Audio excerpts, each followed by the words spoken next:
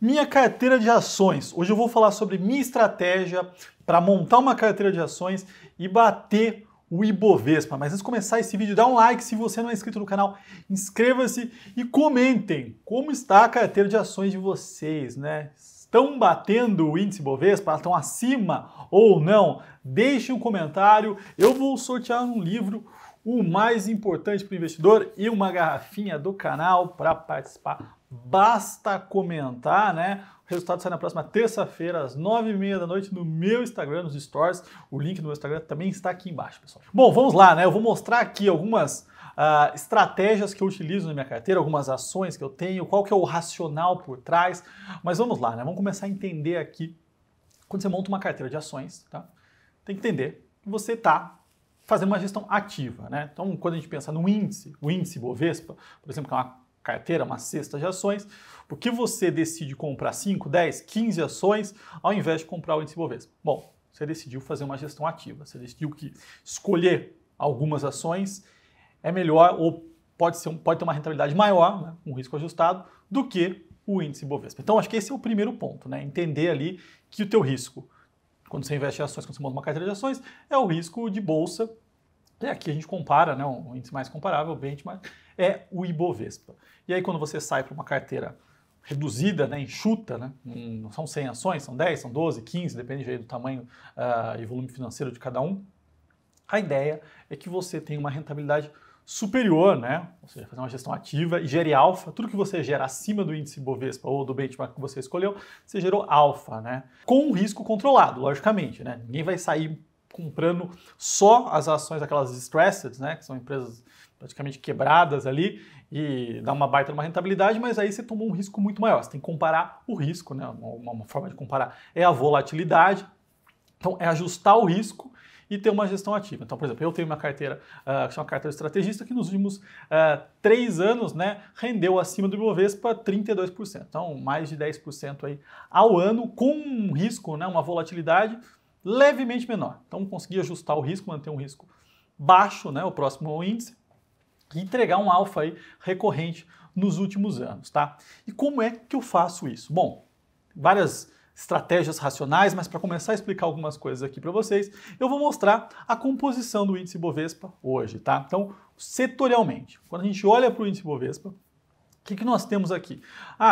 Um pouquinho, tá? 0,8, educação, tecnologia, construção civil, telecomunicações, saúde com 4, né? 4,1, utilities 6,7, varejo 6,9, bens industriais e transporte 7,6, alimentos e bebidas 8,2, petróleo e gás 15,6, serviços financeiros e bancos, né? 23,1 e materiais básicos, né? Commodities 23,2. Tá? Então essa é a composição setorial do Ibovespa. Então, para começo de conversa, né, numa carteira, gestores, analistas discutem, né, quais são, né, os melhores setores para estar posicionado. Então, onde eu quero estar posicionado em 2022 para ter uma performance acima do Ibovespa. Eu não vou concentrar tudo num setor só, eu tenho que ter uma distribuição, né, um equilíbrio, mas quais setores que eu quero estar mais posicionado, né, mais do que o índice, over no caso, para ter uma boa rentabilidade, quais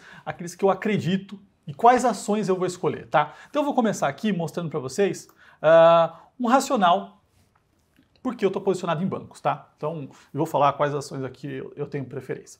Quando a gente olha para o Brasil, o que a gente está passando? Por um momento de aumento de juros. Então saiu a inflação aqui nessa semana, IPCA em linha com o esperado, mais uma das maiores para janeiro dos últimos anos aqui, 0,54. Quando a gente pega 12 meses, 10,38. Então, quando a gente pega a quebra da inflação, né, a gente está vendo uma difusão muito grande, né? Não é só petróleo e combustíveis que tem pressionado nesse mês, contrário, né? Mas todo o resto está pressionando.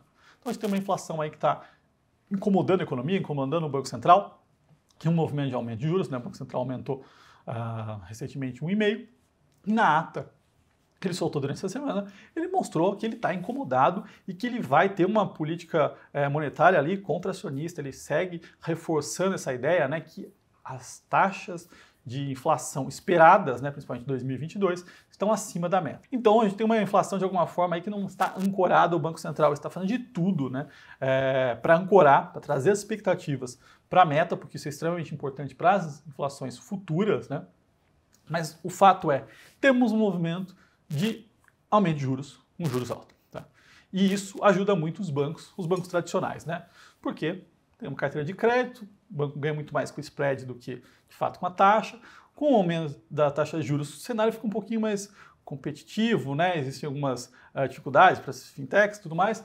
Isso ajuda, mas onde os bancos se beneficiam mais é do próprio capital, né? Então ele tem um capital alocado em CDI, né? E aí isso começa, esse aumento de Selic começa a impactar e ajudar ali o ganho com o próprio book. Tá? Então acho que esse é um ponto importante. Além disso, os bancos estão voltando a distribuir dividendos, são negociados a múltiplos baixos, né? Entre 6 e 8 vezes lucro ano corrente. Então tem muita coisa ainda boa ali, as carteiras de crédito crescendo, gosto bastante. Mas como combinar, né? Quando a gente fala aqui que o índice Bovespa tem 23% de bancos, se você acredita, se você acha que os bancos vão performar bem em 2022, tem que estar ali muito próximo disso ou até mais do que isso. E aí, minha visão é ter bancos tradicionais na carteira, né? Eu tenho preferência por Itaú, gosto muito que eu tenho na carteira, no Carta, é o Itaú, combinado com bancos digitais, mas não eu não gosto de bancos digitais que não têm modelo de negócio rentável, que não conseguem entregar. Eu prefiro os bancos que têm essa posição no dígito, mas que são rentáveis, que estão se colocando ali. Então, quais são as opções? Hoje, XP, que entrega um baita de um resultado, né, num nicho, e BTG, que é um banco de investimento, que está posicionado também no dígito. Então, tentar mesclar ali banco tradicional, uma posição maior, né, com um banco digital ali, para trazer esse novo elemento, esse crescimento do mercado de investimento, que tem crescido muito e ajuda a trazer performance. É uma maneira de pensar, e aí, eu não tenho, por exemplo, Banco do Brasil. É o ativo mais descontado, mas por uma questão de filosofia de investimento, eu decidi não ter mais estatais na carteira. Tá? Mas é uma possibilidade, pode combinar, ou combinar com um grande privado para ter uma estratégia aí. Mas está bem posicionado em bancos. Acho que essa é uma das grandes apostas, uma das grandes posições minha em 2022. Bom, o que mais que nós temos em 2022? Uma eleição presidencial que promete volatilidade, né? Nas últimas 2 eleições presidenciais tivemos queda de avião e um candidato esfaqueado. Então, 2022, não sei o que vai acontecer, mas alguma coisa fora do padrão da normalidade provavelmente vai acontecer, vai trazer volatilidade. A questão não é política, mas a gente tem um cenário binário que o mercado precifica nada bom, né? Então, que não vai ter reforma, que nada vai andar. Eu sou um pouco cético em relação a isso, eu acho que o cenário ali pode ser melhor do que esperado, entretanto, volatilidade. E isso pode impactar o nosso mercado, o mercado interno. Como está posicionado com isso? Quando a gente olha para a composição do índice Bovespa, 23%, tá? Vem de commodities, exportadoras. Tá? Então tem uma posição em exportadoras, pensando em que a China continua crescendo num bom nível, puxando as commodities, né? Um país que está ali voltado para a retomada da indústria, da infra, que a gente viu o que aconteceu com os preços das commodities, né? Mesmo com aquela queda forte no ano passado, tiveram uma retomada. É uma posição estratégica e defensiva ao mesmo tempo. Você não depende do mercado interno nosso, que você está redeado contra qualquer cenário adverso, político aqui, um dólar disparando, qualquer coisa que aconteça aqui, você está protegido, tá? Então eu gosto, posições. Minério de ferro, Vale é uma posição grande, uma das maiores do índice Bovespa, está posicionado aí, e em outras empresas de commodities, né? Então você pode trazer um papel celulose, uma Suzano, uma Klabin, trazer um pouco de siderurgia dentro de um mix. Proteína animal, então proteína animal tem se colocado aí no mercado muito bem, né? A gente viu a performance das ações, o mercado continua crescendo, a China continua importando muito. Temos empresas mais diversificadas como a JBS, né? Que está em processados e vários tipos de proteínas, não só bovina, mas também temos aqui Minerva, que está mais focada em exportação e carne bovina, tá? Então dá para construir um mix aí apostando nesse crescimento, que é um percentual grande, né? A gente está falando aqui que bancos e commodities, quase 50% do índice Bovespa, tá? Bom, então como eu falei, essas duas posições em commodities e bancos são grandes,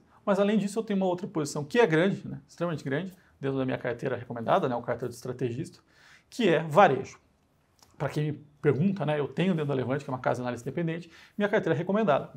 Momento de entrada, saída, composição da carteira, vídeos semanais, acompanhamento dos resultados das empresas, né, do cenário macro toda semana, que é o Carta de Estrategista. Para quem não tem acesso ainda, vou deixar o link aqui embaixo.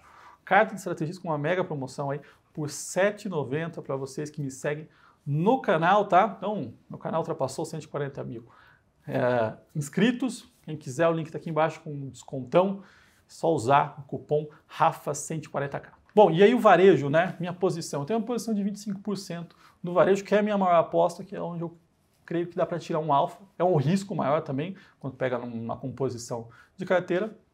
Mas eu tenho convicções ali, estou perto das empresas, acredito que a gente vai ter um bom resultado, com volatilidade, lógico.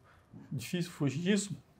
E aí, por quê, né? Bom, quando a gente olha para o varejo tem retomado. Então pega o nível de varejo. De volume já retomou o nível pré-pandemia, ou seja, o risco que se tinha lá em março, abril de 2020, né, o que se precificou, aquilo lá foi dissipado. As coisas voltaram ao normal, as pessoas foram vacinadas, todo mundo na rua, as pessoas voltaram para o consumo tradicional, né? O varejo retomou, lógico, quando você pega a quebra do varejo ali, nem todos os segmentos, né? Alguns ainda um pouco abaixo, outros retomaram mais forte. Mas um ponto é, o varejo, né, o nível de risco do varejo não é de longe o que era em 2020, em março e abril. E quando a gente olha para o nível de preço das ações, grande parte delas está próximo ou abaixo daquele momento, com uma melhora, né, depois de tudo que aconteceu. As empresas estão capitalizadas, retomando, né, mostrando lucro aí, nos últimos trimestres. E eu peguei aqui um gráfico, né, mostrando o índice Bovespa nos últimos 6 meses contra Renner, Vivara, Guararapes, C&A. Assim, índice caindo 8,5%, Renner caindo 30%, Vivara caindo 20%, Guararapes caindo 28%, C&A caindo 48%. Então, assim, caíram demais. Existe um exagero aqui na precificação desses ativos, tá? O grande ponto desse setor, para mim, é uma precificação errada, é um exagero aqui e uma perpetuidade onde não existe mais crescimento, até decrescimento. Combinar um varejo físico de qualidade, né? Então pegar aqui boas empresas, uma Renner, uma Vivara, que são empresas premiums, com um pouco do digital, na minha visão, o digital caiu demais, né? Magalu, que é uma ação que era precificada a um nível altíssimo de valuation, já não é mais. E Via Varejo era uma empresa que era negociada a um nível baixíssimo de valuation e nesse momento, né, não há nada tão barato que não possa ficar mais barato. Falo bastante aqui, eu gosto. Existem umas outras questões ali relacionadas a resultados e tensão de passivos trabalhistas, mas que na minha visão é exagerado. E quando a gente pega aqui nos últimos 6 meses, né, os mesmos 8,5 contra 68 de queda da Via Varejo e 68 da Magalu. Então é um exagero, lógico que tem um pouco mais de volatilidade, combinar um pouco desses ativos, para mim faz sentido para uma composição de carteira aí pensando em 2022, tá pessoal? Bom, acho que esses são os pontos que eu gostaria de trazer aqui para vocês, como eu falei, né? Vou deixar o link aqui embaixo para quem não faz parte do Carta Estrategista, que é a minha carteira recomendada, com um baita de desconto por R$ 7,90 por mês, com momento de entrada, saída, Telegram, todos os relatórios semanais, o link está aqui embaixo. E se você gostou desse vídeo, dá um like, se inscreva no canal e até o próximo.